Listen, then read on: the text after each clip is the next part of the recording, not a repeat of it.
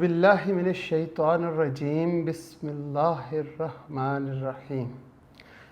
अल्लाह के नाम से शुरू करते हैं जो बड़ा मेहरबान और नहायत रहम करने वाला है। यूनिक ग्रुप ऑफ इंस्टीट्यूशन की तरफ से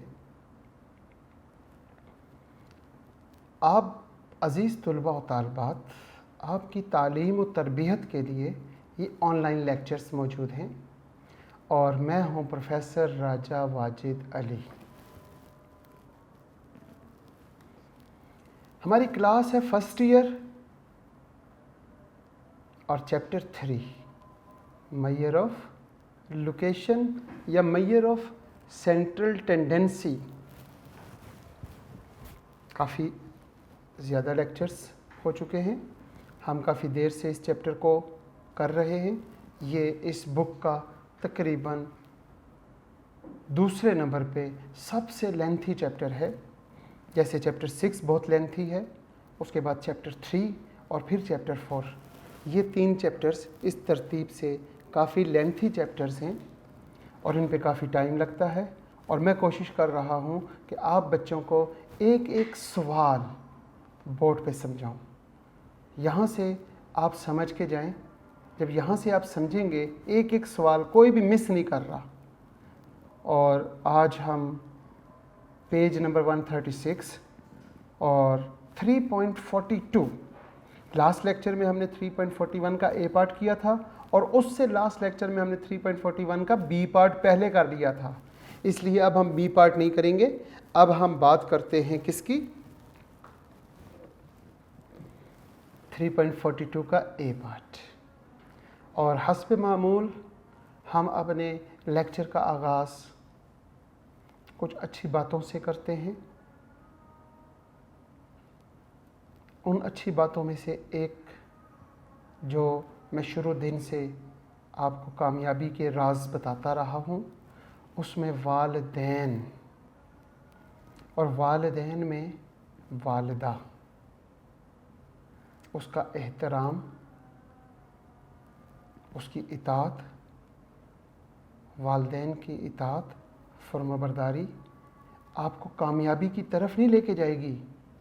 अगर आप ये इताअत और फर्माबरदारी करेंगे तो कामयाबी खुद आपके कदमों में आके गिरेगी, आपके कदम चूमेगी। आज हमारे माशरे में ये लफ्ज़ टेंशन, परेशानियाँ क्यों बढ़ रही हैं, उसकी वजह सिर्फ़ और सिर्फ ये है कि हम अपने वालिदैन को परेशान कर रहे हैं। जो वो चाहते हैं हम उस तरह के नहीं बन रहे। जब ऐसा करेंगे तो फिर माशरे में लफ्ज़ टेंशन भी आएगा और परेशानियां भी आएंगी। अगर आज से कुछ अर्सा पहले चले जाएं, 30 से 35 साल पहले, तो मेरा नहीं ख्याल कि किसी इंसान ने लफ्ज़ टेंशन सुना हो या किसी ने कहा हो या परेशानी का लफ्ज़ हो। ज़रा सी परेशानी होती थी, खुद ब खुद सारे लोग आके उस परेशानी को दूर कर देते थे। एक अच्छा माहौल था।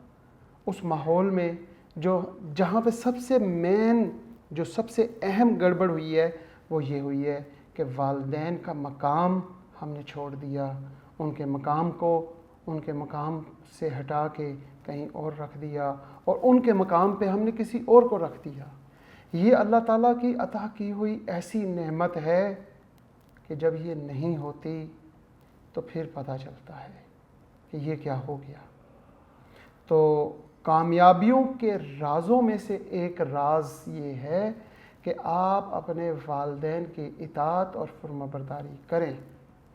आप सल्लल्लाहु अलैहि वसल्लम ने फरमाया कि काश मेरी वालदा ज़िंदा होती, मैं इशा की नमाज, फ़र्ज़ नमाज के लिए खड़ा हो चुका होता, सूरह फातिहा की तिलावत कर रहा होता और पीछे से वालदा की आवाज़ आती, या मोहम्मद, तो मैं नमाज छोड़ देता वहीं पे और पहले जाकर अपनी वालदा के बात सुनता, उनकी इताअत और फर्माबरदारी करता और फिर बाद में नमाज पढ़ता।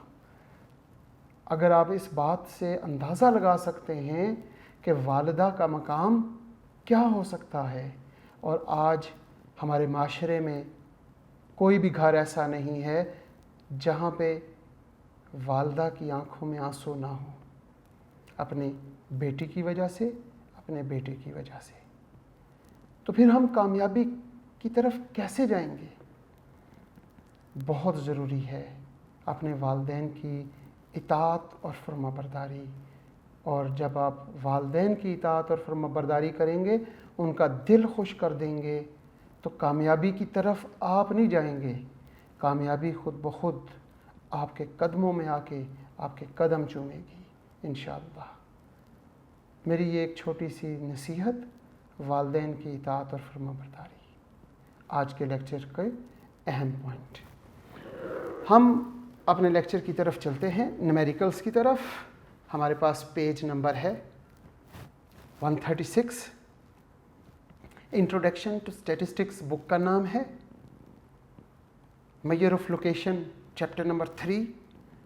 इंशाल्लाह आने वाले 2 से 3 लेक्चर्स में इसको वाइंड अप करेंगे और चौथे चैप्टर की तरफ चलेंगे। हमारे फर्स्ट 50% का सिलेबस पहले 5 चैप्टर हैं, जिनमें से हम पहले 3 कर चुके हैं।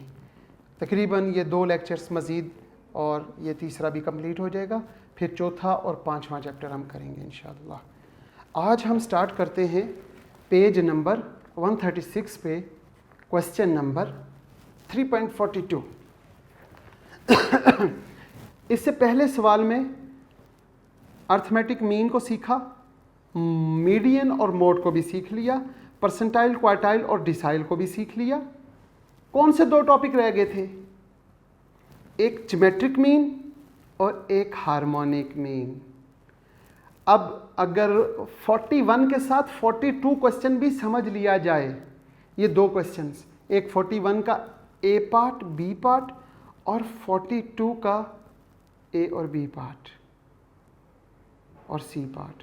41 और 42 क्वेश्चन इस पूरे चैप्टर की रिवीजन करा देंगे आपकी। हम बात कर रहे थे क्वेश्चन नंबर 3.42 और ए पार्ट। उसमें लिखा हुआ है गिवन द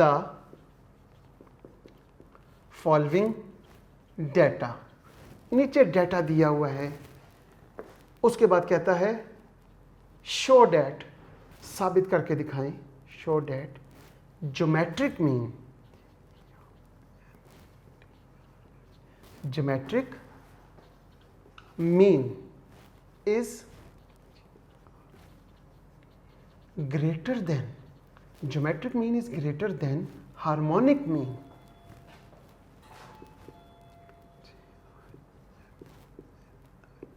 हार्मोनिक मीन। और डेटा दिया हुआ है मार्क्स। मार्क्स में उसने आपको दिया हुआ है 30 to 39, 42, 49, 52, 59, 62, 69 एंड 72, 79। फ्रीक्वेंसी आपके पास गिवन है, वो क्या है? 3, 10, 20, 13 एंड 4। इंशाअल्लाह लास्ट लेक्चर जो हमने लिया उसमें 3.41 हमारे तकरीबन 90% चैप्टर को कवर किया, और जो 8% हमारा चैप्टर रहता था वो 42 का ए पार्ट, बी पार्ट और सी पार्ट उसको मुकम्मल करेगा। इसमें उसने कहा ज्योमेट्रिक मीन मालूम करें, और ज्योमेट्रिक मीन जो है वो क्या है? Is greater than. Geometric mean की वैल्यू जो है वो हार्मोनिक मीन की वैल्यू से ग्रेटर है। अब ज्योमेट्रिक मीन ग्रुप डेटा में कंटिन्यूस, डिस्क्रीट हमने नहीं देखना। कंटिन्यूस और डिस्क्रीट हमने कहाँ देखना है? मीडियन में, मॉड में। अगर मीडियन में देखा है तो परसेंटाइल, क्वार्टाइल और डिसाइल में भी देखेंगे, डिस्क्रीट है या कंटिन्यूस है। अब यहाँ पे हमें डिस्क्रीट, कंटिन्यूस नहीं देखना, हमने ज्योमेट्रिक मीन सॉल्व करना है। ज्योमेट्रिक मीन का फार्मूला आप बच्चों को आता होगा। Geometric mean is equal to anti log of arithmetic mean of the logarithmic values, यानी कि f इंटू लॉग एक्स का सम और डिवाइडिंग बाय समीशन f। इसके लिए आपको क्या करना पड़ेगा, आपको यहाँ पे x मालूम करना है। x कैसे मालूम करते हैं, जो आपके पास ग्रुप है 30 और 39, इन दोनों को प्लस करें, जो जवाब आए उसको 2 पे डिवाइड करें, तो आपके पास क्या आंसर आया, 34.5, 44.5, 54.5, 64.5 और 74.5। इसके बाद आपने क्या करना है, आपको log x की ज़रूरत है, log x और किसकी ज़रूरत है, f इंटू log x की भी ज़रूरत है। ये दो कॉलम्स बनाएंगे। अब आप ये सोचें, जब हमने ज्योमेट्रिक मीन शुरू किया था, मैंने बच्चों को ये बताया था कि मेरे उस्ताद ने मुझे ये बताया कि स्टैटिस्टिक्स में जब लॉग लेते हैं किसी भी वैल्यू का, तो अंडरस्टूड है लॉग की वैल्यू तो पॉइंट्स में आनी है, तो पॉइंट्स के बाद कितने डिजिट लें, 4 डिजिट कम से कम, इससे कम तो लेने ही नहीं। अगर आप 5 डिजिट ले लेते हैं, 6 ले लेते हैं तो वो तो बहुत अच्छी बात है, लेकिन 4 से कम लेना स्टैटिस्टिक्स में कबीरा गुनाह काउंट किया जाता है। हमारा पूरा क्वेश्चन ही डिस्टर्ब हो जाता है, हमारा एंड पे आंसर जो है वो टैली नहीं होता। वजह कहाँ बनती है, बच्चे पॉइंट के बाद 2 डिजिट लिख लेते हैं कि चलो जी 2 डिजिट से ही काम चला लें। लॉगरिथम का क्वेश्चन हो या रेसिप्रोकल का क्वेश्चन हो तो पॉइंट के बाद मस्ट है कि आपने कम से कम 4, इससे कम नहीं। तो हम वो 4 वैल्यूज़ लिखेंगे, 4 या 5 डिजिट लिख लिया करें ताकि आपका आंसर ज़्यादा एक्यूरेट हो। अब हम बात करते हैं लॉगरिथम। जब हम वैल्यू लेते हैं 3.45 और इसका लॉग लिखते हैं, वो हमारे पास क्या आया, 1.537819। नेक्स्ट 1.64836, नेक्स्ट 1.744293, फिर उसके बाद 1.781755, फिर 1.848189। लिखना ही है ना आपने, ये नोट्स बनाए, एक एक सवाल, ठीक होगी बात। इसके बाद आपने क्या करना है, ये log x है, इसको मल्टीप्लाई कर दें फ्रीक्वेंसी के साथ, यानी कि ये जो पहली वैल्यू है 1.537819, इट्स मल्टीप्लाई बाय 3। जैसे इसको मल्टीप्लाई बाय 10 करेंगे तो वो तो बहुत आसान है, 16.4836 आ जाएगा। अब देखें ना, इसको जब मैं 10 से मल्टीप्लाई किया, मैं यहाँ पे 4 डिजिट लिखता तो फिर यहाँ पे 4 डिजिट तो आते ही ना, फिर तो यहाँ 2 डिजिट आ जाते। इसलिए मैंने यहाँ कोशिश की 6 डिजिट लिख दिए या 5 डिजिट लिख दिए, 1 2 3 4 5 डिजिट, 4 के बजाय 5 लिख दें। जब हमने 10 से मल्टीप्लाई किया तो आगे भी तो हमारे पास 4 डिजिट आने चाहिए। पहली वैल्यू को जब आपने 3 से मल्टीप्लाई किया तो क्या जवाब आया था, वो मुझे आपने बताना था, 4.61345। चले मैं खुद ही लिख लेता हूँ। अब 1.744293 को 20 से मल्टीप्लाई करें। जब आपने इसको 20 से मल्टीप्लाई किया तो आंसर आया 34.8858। नेक्स्ट हमारे पास है जी 23.1628 और इसी तरह नेक्स्ट हमारे पास है लास्ट 7.3927। अब आप क्या करेंगे, इस कॉलम का टोटल कर लें और फ्रीक्वेंसी का टोटल कर लें। फ्रीक्वेंसी का टोटल तो आपने बहुत पहले कर लिया होगा और वो है 50। इसको जल्दी से कैलकुलेटर से कैलकुलेट करें और फिर आगे ज्योमेट्रिक मीन सॉल्व करेंगे। जब आपने इसको कैलकुलेटर से सम अप किया तो आंसर क्या आया, 86.53849। अब ये सारी वैल्यूज़ हम ज्योमेट्रिक मीन के फार्मूले में लिख देते हैं। हम लिखते हैं एंटी लॉग ऑफ, यहाँ पे क्या वैल्यू लिखूँ, ये जो हमारे पास टोटल आया 86.53849 849 और डिवाइड किस पे करेंगे 50 पे। यहाँ पे एंटी लॉग ऑफ, जब आपने इसको 50 पे डिवाइड कर लिया तो आपके पास आंसर आ गया 1.730769। अब क्योंकि इसका भी हमने एंटी लॉग लेना है तो पॉइंट के बाद कम से कम 4 या 5 डिजिट होने चाहिए। जब आपने इसको डिवाइड इसका एंटी लॉग लिया तो आपके पास आंसर आ गया 53.789। It is geometric mean. ये आपके पास ज्योमेट्रिक मीन आ गया। ज्योमेट्रिक मीन की हमारी फिर प्रैक्टिस हो गई। अब हम बात करते हैं हार्मोनिक मीन की। हार्मोनिक मीन मालूम करेंगे और ये जो वैल्यू है वो हार्मोनिक मीन से बड़ी वैल्यू होगी, ग्रेटर होगी। हार्मोनिक मीन का फार्मूला क्या फार्मूला है harmonic mean? Harmonic mean is equal to, याद है ऊपर क्या लिखते हैं समीशन एफ और नीचे क्या लिखते हैं समीशन एफ इंटू 1/x। इसका मतलब हमें यहाँ पे 2 कॉलम मज़ीद चाहिए। एक तो 1/x चाहिए और दूसरा हमें क्या चाहिए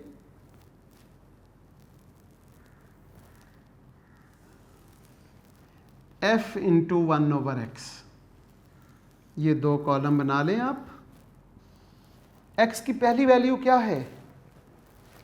x की पहली वैल्यू है जनाब 34.5। 34.5 का रेसिप्रोकल वो क्या होगा 0.02898। रेसिप्रोकल क्या होता है 34.5, इसका रेसिप्रोकल मतलब 1/। जब 1/, ये करेंगे तो आपके पास 0.02898 आ जाएगा और वो आपने वहाँ लिख दिया। इसी तरह नेक्स्ट वैल्यू है 44.5, इसका रेसिप्रोकल लेते हैं तो क्या आएगा इसका रेसिप्रोकल 0.02247। नेक्स्ट हमारे पास है 55.5, इसका रेसिप्रोकल लेते हैं तो वो हमारे पास आ जाएगा 0.018। नेक्स्ट हमारे पास वैल्यू है 64.5। 64.5 का जब आप रेसिप्रोकल लेते हैं तो आंसर आएगा 0.016529। लास्ट है 74.5, इसका रेसिप्रोकल लेने से आपके पास क्या जवाब आएगा 0.014184। अब इनको मल्टीप्लाई कर दें फ्रीक्वेंसी के साथ। ये फ्रीक्वेंसी का कॉलम है, ये पहली वैल्यू 3 है। अब 3 को इसके साथ मल्टीप्लाई कर दें। जब आपने 3 को मल्टीप्लाई किया तो आंसर क्या आया हमारे पास आंसर आ जाएगा 0.086957। इसको जब आपने 10 से मल्टीप्लाई किया तो क्या आंसर आएगा 0.2247। 0.2247। नेक्स्ट वैल्यू है 0.36036। नेक्स्ट 0.214876 और लास्ट वैल्यू है 0.056738। इनका सम अप कर लें जी इन तमाम वैल्यूज़ का, क्योंकि हमें तो चाहिए यहाँ पे। इनका जब आपने सम अप किया तो वो 0.94365। फार्मूले में वैल्यूज़ पुट कर दें, हार्मोनिक मीन आ जाएगा। फार्मूला जनाब है हमारे पास और उसमें वैल्यूज़ पुट करते हैं। Harmonic mean is equal to 50 ऊपर लिखेंगे और 0.94365। लिहाजा harmonic mean is equal to 52.98। 577। अब ये हार्मोनिक मीन है और ये ज्योमेट्रिक मीन है, ये हार्मोनिक मीन है। अब इन दोनों को आप गौर से देखें तो क्या आपने एनालिसिस किया, क्या आपने ये देखा hence show that these values, ये वैल्यूज एक बात शो कर रही हैं जो हमने प्रूफ करना था। वो क्या था ज्योमेट्रिक मीन की वैल्यू 53 है और इसकी वैल्यू 52 है, तो ज्योमेट्रिक मीन की value is greater than harmonic mean. क्या आपने ये बात नोट की क्वेश्चन में कि ज्योमेट्रिक मीन की जो वैल्यू है वो हार्मोनिक मीन से ज़्यादा है? यही बात हमने इस क्वेश्चन में प्रूफ करनी थी। और मैंने आपसे कहा था कि आपको ये ज्योमेट्रिक मीन और हार्मोनिक मीन इसी चक्कर में हमने दोबारा रिवाइज भी कर लिया और सीख भी लिया और हमारी प्रैक्टिस भी हो गई। अब हम बात करते हैं नेक्स्ट क्वेश्चन है। नेक्स्ट क्वेश्चन है इसका बी पार्ट, लेकिन क्वेश्चन में कुछ मिसिंग है। क्वेश्चन में क्या पूछा हुआ है ये हमें मालूम नहीं, बस डाटा दिया हुआ है। डाटा दिया हुआ है नंबर ऑफ ऑर्डर्स 18, 19, 20 to 28 तक, नंबर ऑफ वीक्स और लास्ट में कॉम्युलेटिव फ्रीक्वेंसी दी हुई है और सवाल में कुछ मिसिंग है। अब वो मिसिंग जो है वो मेरे पास क्योंकि पुरानी किताब एक पढ़ी हुई थी जिससे मैं पहले आपको काम करवा रहा था, यहाँ पे इस बुक में 45 क्वेश्चन हैं और उस बुक में तकरीबन 58 के करीब क्वेश्चंस हैं। तो मैंने वहाँ से देखा और वो देख के यहाँ पे मुझे मालूम हुआ कि यहाँ पे हमने क्या मालूम करना है वो मैंने लिखा हुआ है। तो अब हम नेक्स्ट क्वेश्चन जो मैंने आपको बताना है वो अपनी बुक में भी नोट कर लीजिएगा, क्योंकि बुक में वो क्वेश्चन मिसिंग है। जी जनाब, हमारा क्वेश्चन है 42 का बी पार्ट। क्वेश्चन नंबर 42 और उसका बी पार्ट। अच्छा जी, मिसिंग क्या स्टेटमेंट है वो मैं पहले लिख देता हूँ। सवाल में पूछा गया है फाइंड, मालूम करें, number 1 mode, number 2 median and harmonic mean of the following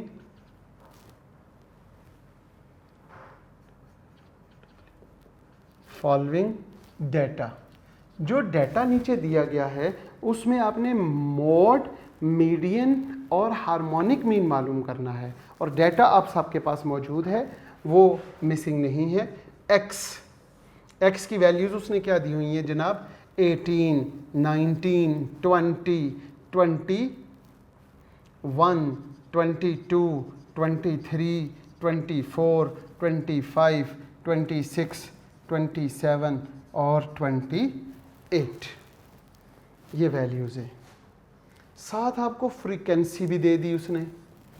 frequency आपके पास है जनाब 2, फिर है 3, फिर है 4, 6, 9, 12, 6, 5, 2 और 1। इसके साथ आपको क्वेश्चन में कॉम्युलेटिव फ्रीक्वेंसी भी दी हुई है।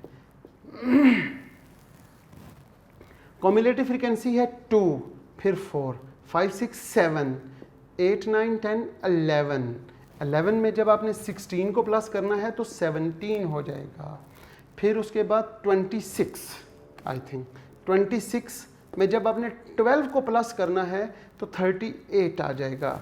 38 में जब आपने 6 ऐड किया तो 44 हो गया। 44 में जब आपने 5 ऐड किया तो वो आपके पास 49 हो गया। फिर 51 और यहाँ पे 52 और फ्रीक्वेंसी का टोटल करेंगे तो it is must be equal to 52। Cumulative frequency की लास्ट वैल्यू जो होती है वो क्या होता है? वो फ्रीक्वेंसी का टोटल होता है। अच्छा जी, इसमें उसने 3 बातें पूछी हैं शायद जी। 42 नंबर 1 मीडियन एंड मोड, ये 2 बातें हैं। तीसरी बात हार्मोनिक मीन इसने यहाँ पे नहीं पूछा हुआ, मीडियन और मोड मालूम करना है। एक्स किसको रिप्रेजेंट कर रहा है? एक्स रिप्रेजेंट कर रहा है नंबर ऑफ ऑर्डर्स। हम किसी भी चीज़ के नंबर ऑफ ऑर्डर हो सकते हैं। अब मुझे ये बताएं कि 18 ऑर्डर हमने ऑर्डर किए किसी भी चीज़ के और वो 18 या 19 या 20, क्या हम ऑर्डर कर सकते हैं 18.5, 18.75, 18 और 19 के दरमियान कोई भी वैल्यू नंबर ऑफ ऑर्डर्स में, जब नंबर की बात हो जाती है, number of students, number of chairs, number of bulbs, number of fan, number of ACs, number of classroom, जब लफ्ज़ नंबर आ गया तो फिर तो हमने सोचे समझे बगैर हमने ये डिसाइड करना है कि इट इज़ डिस्क्रीट वेरिएबल। अब x रिप्रेजेंट कर रहा है, अगर आप क्वेश्चन बुक में देखें तो वहाँ पे जो ये 18, 19, 20 इसके ऊपर लिखा हुआ है नंबर ऑफ ऑर्डर। जब लफ्ज़ नंबर आ गया तो ये डाटा डिस्क्रीट हो गया। अब जब डिस्क्रीट हो गया तो डिस्क्रीट से हमने मीडियन और मोड का तरीकाकार ही चेंज है। हम सबसे पहले मीडियन को तलाश करते हैं।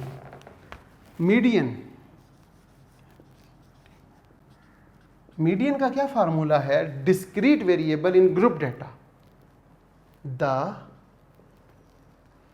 Value corresponding of n by 2th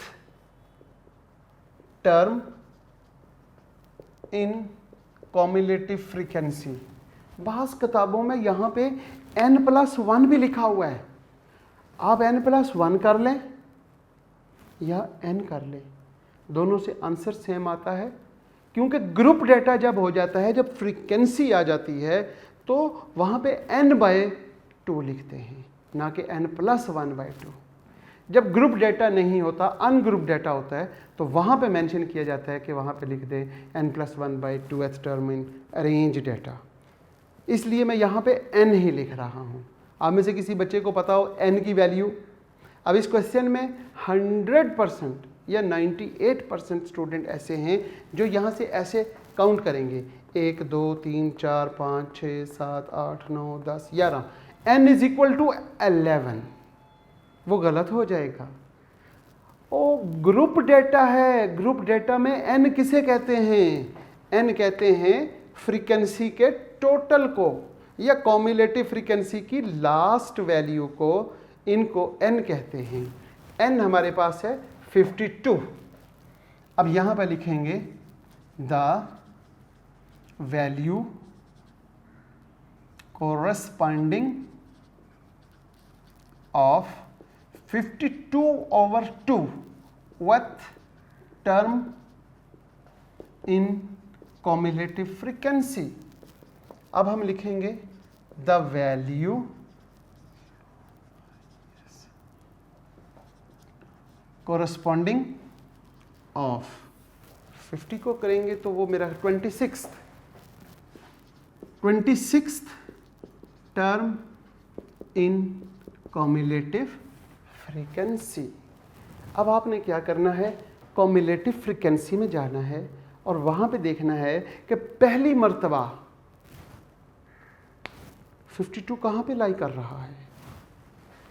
cumulative frequency 52 2 में नहीं आता, 4 में भी नहीं, 7 में भी नहीं, 11 और 17 में भी नहीं, 26 और 38 में भी नहीं, 26, और ये 26 पूरा का पूरा ही आ गया। इसके corresponding the value of x, 26 के कोरस्पॉन्डिंग वैल्यू इट इज 23। तो मीडियन इज इक्वल टू क्या होगा? Median is equal to 23। ये मीडियन आ गया। इसमें दूसरी चीज उसने पूछी हुई है मोड। जनाब मोड क्या होता है? एक तो फार्मूला है L+FM समथिंग। हमने ये देखा कि ये discrete variable in group data, जब discrete variable in group data है तो फिर हम डिस्क्रीट वेरिएबल वाला ही फार्मूला लगाएंगे। फार्मूला क्या है? The value of corresponding of the highest frequency। आपने क्या करना है? आपने देखना है फ्रीक्वेंसी में हाईएस्ट फ्रीक्वेंसी कौन सी है। यहाँ से देखना शुरू करें, हाईएस्ट फ्रीक्वेंसी इट इज़ 12, और 12 के अगेंस्ट वैल्यू क्या है, it is highest frequency FM maximum frequency, इसके अगेंस्ट x की वैल्यू 24, तो मोड इज इक्वल टू 24।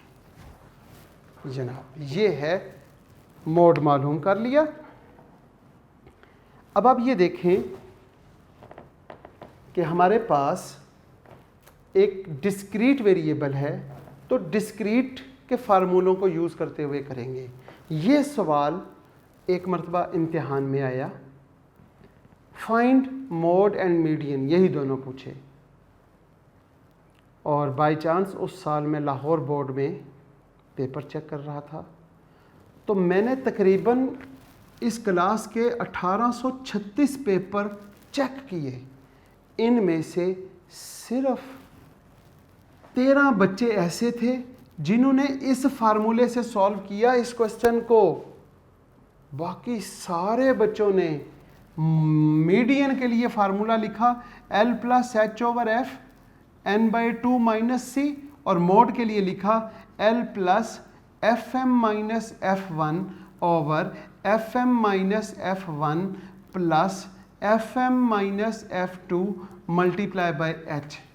ये फार्मूले लगाने के बाद इस फार्मूले से भी जवाब 23 आया, और इस फार्मूले को सॉल्व करने के बाद भी 24 आया। लेकिन बोर्ड की तरफ से इंस्ट्रक्शंस थी, क्योंकि ये डिस्क्रीट वेरिएबल है, और इस वेरिएबल में जब आप कंटिन्यूस के फार्मूले लगा के क्वेश्चन सॉल्व करते हैं और सॉल्व करने के बाद उसका आंसर भी सही आ जाए, लेकिन क्रॉस होगा, कोई नंबर नहीं मिलेगा।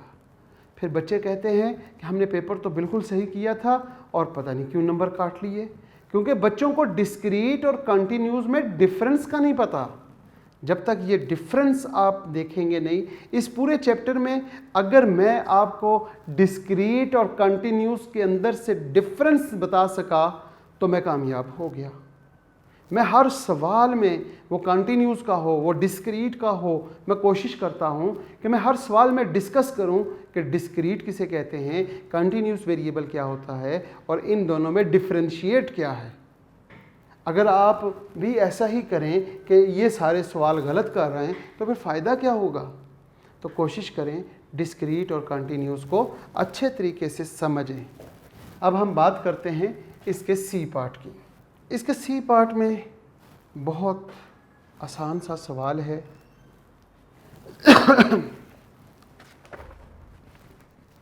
लेकिन क्वेश्चन नंबर 42 और उसका सी पार्ट सवाल है, अ बस ट्रेवल्ड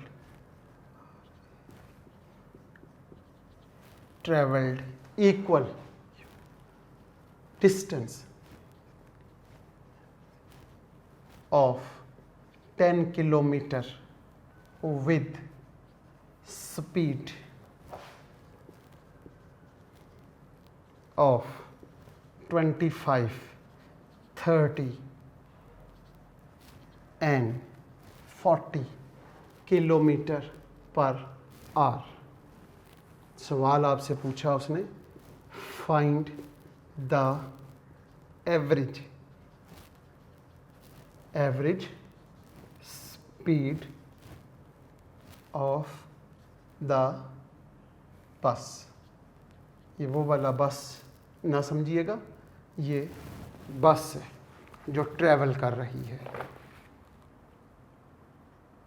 सवाल बहुत आसान है। आपके पास 3 वैल्यूज़ हैं, 25, 30 और 40। सिर्फ 3 वैल्यूज़, x की 3 वैल्यूज़। पहली स्पीड उसकी 25 थी स्पीड, फिर दूसरी स्पीड, दूसरा जो डिस्टेंस उसने 30 और तीसरा 40 स्पीड के साथ वो ट्रेवल कर रहा है। सवाल है फाइंड द एवरेज। एवरेज क्या होता है? Average is a single value to represent all observation, all the data. Type of average, arithmetic mean, geometric mean, harmonic mean, median, mode. ये पांचों चीज़ें एवरेज को रिप्रेजेंट करती हैं। अब यहाँ पे बच्चे गलती क्या करते हैं, क्योंकि उसने लफ्ज़ एवरेज कहा तो अर्थमेटिक मीन भी तो एवरेज ही होता है, तो हम क्यों ना तीनों को जमा करके 3 पे डिवाइड करें, अर्थमेटिक मीन आ जाएगा। कितना आसान काम है। लेकिन नहीं, अगर आपने यहाँ अर्थमेटिक मीन मालूम किया तो ये क्वेश्चन पे क्रॉस लग जाएगा। ये क्वेश्चन, इस क्वेश्चन में एक तो ट्रेवल्ड हो रहा है, सफ़र हो रहा है, और सफ़र में जो ऑब्जर्वेशंस दी गई वो स्पीड है कि फर्स्ट इंटरवल उसने 25 स्पीड के साथ डिस्टेंस तय किया, दूसरा 30 के साथ और तीसरा 40 के साथ। जब डिस्टेंस ट्रेवल हो रहा होता है और स्पीड एज अ ऑब्जर्वेशन हो तो फिर क्या करते हैं, फिर इन पांचों एवरेजेस में से जो बेस्ट एवरेज होती है इसके लिए वो अप्लाई करते हैं। Arithmetic mean, geometric mean, median, mode and harmonic mean. इनमें से द बेस्ट एवरेज कौन सी है स्पीड के लिए, that is called harmonic mean. अब यहाँ पे आप हार्मोनिक मीन निकालेंगे तो आपको मार्क्स मिलेंगे। हार्मोनिक मीन के अलावा कोई भी आप एवरेज निकालेंगे तो मार्क्स नहीं मिलेंगे। यहाँ पे उसने मेंशन नहीं किया कि हार्मोनिक मीन निकालें, लेकिन उसने स्पीड लिख दिया। स्पीड के लिए सबसे best harmonic mean. Harmonic mean का फार्मूला क्या होता है, harmonic mean is equal to ungroup data है तो n over summation 1 over x, ये फार्मूला है। ये आपके पास x है, आपने 1 ओवर x कर लिया। 1 ओवर x जब आपने किया तो क्या जवाब आया, पहला जवाब आया 0.04, 0.04। दूसरा जवाब आया 0.0333, तीसरा जवाब आया 0.024। अब इसका टोटल कर ले। आपने इसका टोटल किया तो जवाब आपके पास आ गया 0.09833। अब आप इस फार्मूले में वैल्यूज पुट कर दें। आपके पास n तो 3 है, 0.09833। 3 को जब आप डिवाइड करते हैं 3 ओवर 0.09833 तो जवाब आपके पास आ जाएगा 30.584746। ये आपके पास the best average for speed. ये था क्वेश्चन नंबर 42 का ए पार्ट, बी पार्ट और सी पार्ट। आज के लेक्चर में हमने क्वेश्चन नंबर 42 का ए पार्ट किया जिसमें ज्योमेट्रिक मीन और हार्मोनिक मीन पूछा गया है। इसी तरह इसका बी पार्ट किया जिसमें थोड़ा सा मिसिंग है, फाइंड मीडियन एंड मोड, ऊपर लिख लें, ऑफ द फॉलोइंग डेटा। इसके सी पार्ट को हमने किया और सी पार्ट में उसने पूछा गया था कि एवरेज मालूम करें, एवरेज स्पीड की। तो जब स्पीड की एवरेज मालूम करनी होती है तो हम मालूम करते हैं हार्मोनिक मीन। हम आगे चलते हैं क्वेश्चन नंबर 43 की जानिब। The deviation from x। जनाब सवाल फिर बहुत अच्छा और बहुत ज़बरदस्त सा आ गया। Question number 43, the deviation from x is equal to 22.5 of different values of x are, उसने वैल्यूज दे दी, -12, -8.5, 3.0, फिर 0, फिर 2.5, फिर 6.6, 9.2, फिर 1.6, 0.5 और 0.4। फाइंड द लोअर क्वार्टाइल्स, सवाल है find the lower LOWER quartiles of x। अब आपने क्या करना है, ये आपके पास डेविएशन की फॉर्म में क्वेश्चन गिवन है।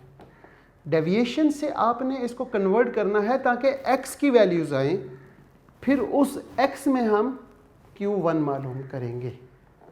आपके पास ये है जी d x माइनस 22.5, x में से 22.5 को माइनस किया गया है और आपके पास वैल्यूज आ गई। वो वैल्यूज क्या हैं? -12, -8.5, 3.0 एंड 0। इसके बाद है 2.5, 6.6, 9.2, 1.6 के बाद 0.5 और लास्ट वैल्यू है 0.4। 0.5 और 0.4। अब आपने इस डेविएशन की फॉर्म में जो वैल्यूज़ हैं, इनमें से आपने x की वैल्यूज़ मालूम करनी है, डेट इज़ d प्लस 22.5। आपने d की हर वैल्यू में 22.5 को ऐड करना है। जब आप ऐड अप करेंगे तो आपके पास जवाब क्या आएगा? पहला जवाब आएगा आपके पास 10.5, दूसरा जवाब आएगा 14, तीसरा जवाब आएगा 25.5, नेक्स्ट 22.5, 22.5 के बाद 25, फिर हम देखते हैं 29.5, फिर 31.7, 24.1, 23 और 22.9। जब ये सारी वैल्यूज़ आ जाए, और ये वैल्यूज़ अनग्रुप डेटा हैं। अनग्रुप डेटा में जब मीडियन मालूम करते हैं, जब मीडियन के बाद परसेंटाइल, क्वार्टाइल्स और डिसाइल्स मालूम करते हैं, तो फिर हम क्या करते हैं? Arrange the data according to ascending order. आपने डेटा को अरेंज करना है। अब डेटा को पहले अरेंज कर लें। Arrange data. अब ये वैल्यूज़, इनमें सबसे छोटी वैल्यू जो मिनिमम वैल्यू है वो कौन सी है? 10.5। इसके बाद हमारे पास है 14 के बाद है 22.5, 22.5 के बाद है 22.9, 22.9 के बाद है 23 के बाद है 24.1, 24.1 के बाद आपके पास वैल्यू है 25 और फिर 25.5 और 29.1 और 31.7।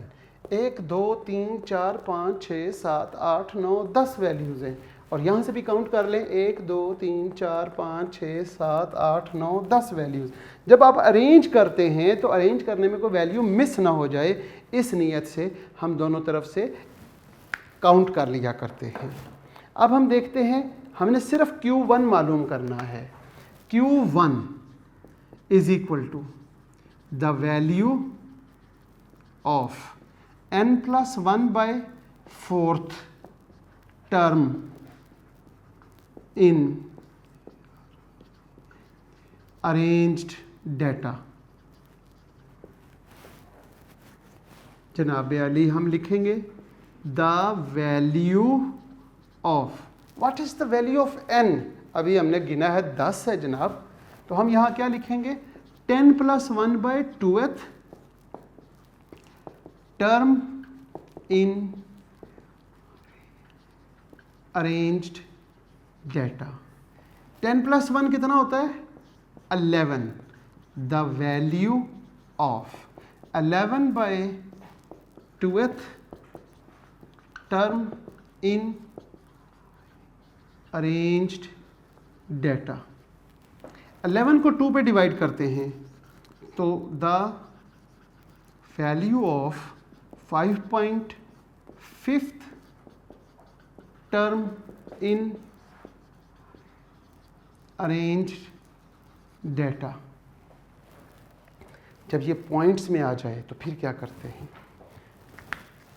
फिर हम यहाँ पे लिखते हैं Q1 is equal to fifth value, पांचवी वैल्यू, जमा 0.5, ये पांचवी वैल्यू इधर लिख दिया 0.5, यहाँ पे क्या लिखेंगे sixth value minus fifth value.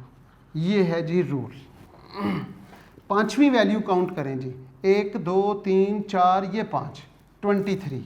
हम यहाँ लिखेंगे 23 प्लस 0.5, छठी वैल्यू 24.1 माइनस पांचवी वैल्यू 23। यहाँ पे हम लिखेंगे 23 प्लस 0.5।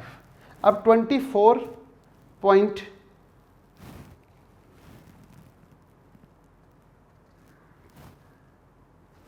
यहाँ पे गलती हो रही है, हमने यहाँ पे 4 लिखना था, हमने 2 लिख दिया, मीडियन की जानब निकल गए। 11 को जब आपने 4 पे डिवाइड किया तो आपके पास आ जाएगा 2.75। 2.75 को अब हम देखते हैं फार्मूले के मुताबिक।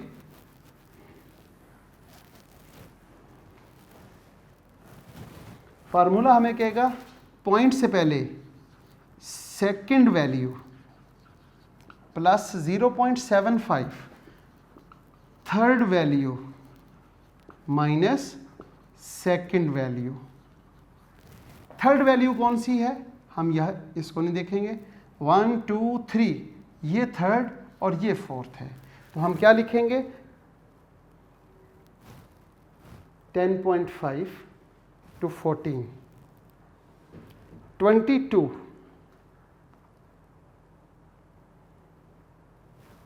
यहाँ पे हम लिखते हैं 22.5 आगे प्लस 0.75, थर्ड वैल्यू क्या है 22.9 माइनस 22.5। अब आप क्या करेंगे, इसको आगे मज़ीद खुद सॉल्व करें, पहले ब्रैकेट को सॉल्व करें, उसके बाद 0.75 से मल्टीप्लाई करके 22.5 में ऐड कर लें।